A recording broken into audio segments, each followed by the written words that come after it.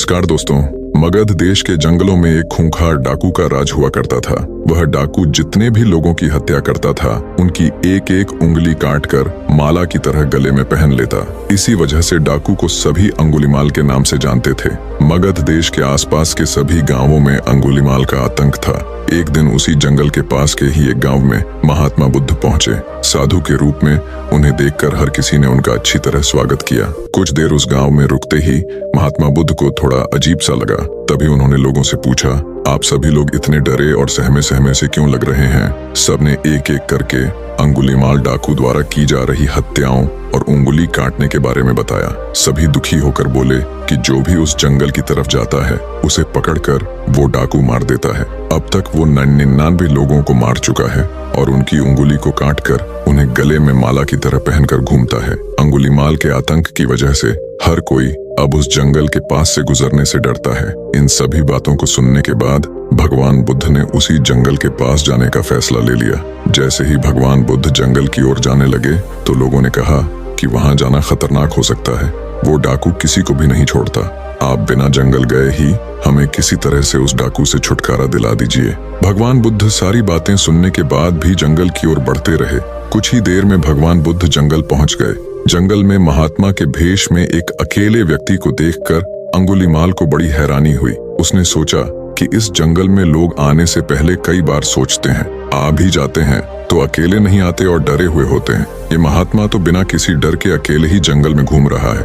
अंगुलीमाल के मन में हुआ कि अभी इसे भी खत्म करके इसकी उंगली काट लेता हूँ। तभी अंगुलीमाल ने कहा, अरे आगे की ओर बढ़ते हुए कहाँ जा रहा है? ठहर भी जा अब। भगवान बुद्ध ने उसकी बातों को अनसुना कर दिया। फिर गुस्से में डाकू बोला, मैंने कहा रुक जाओ।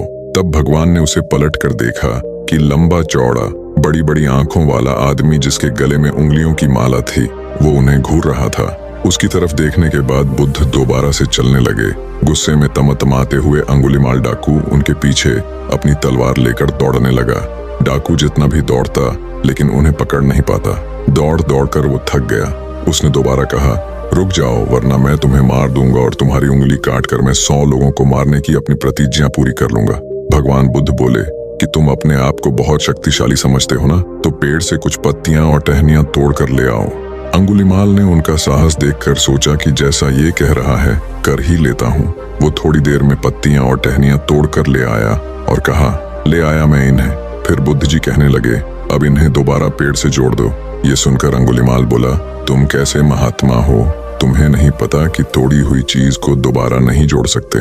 भगवान बुद्ध ने कहा कि मैं यही तो तुम्हें समझाना चाहता हूँ कि जब तुम्हारे पास किसी चीज को जोड़ने की ताकत नहीं है तो तुम्हें किसी वस्तु को तोड़ने का अधिकार भी नहीं है। किसी को जीवन देने की क्षमता नहीं तो मारने का हक भी नहीं। ये सब सुनकर अंगुलीमाल के हाथों से हथियार छूट गया। भगवान आगे बोले, तू मुझे रुक जा कह रहा था, मैं तो कब से स्थिर हूँ, वो तू ही है जो स्थिर नहीं है। अंगुलीमाल बोला, मैं तो एक जगह पर खड़ा हूँ तो कैसे अस्थिर हुआ और आप तब से चल रहे हैं। बुद्ध भगवान बोले, मैं लोगों को क्षमा करके स्थिर हूँ और तू हर किसी के पीछे उनकी हत्या करते हुए भागने की वजह से अस्थिर है।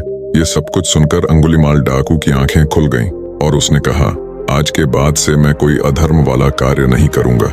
रोते हुए अंगुलीमाल डाकू भगवान बुद्ध के चरणों पर गिर गया।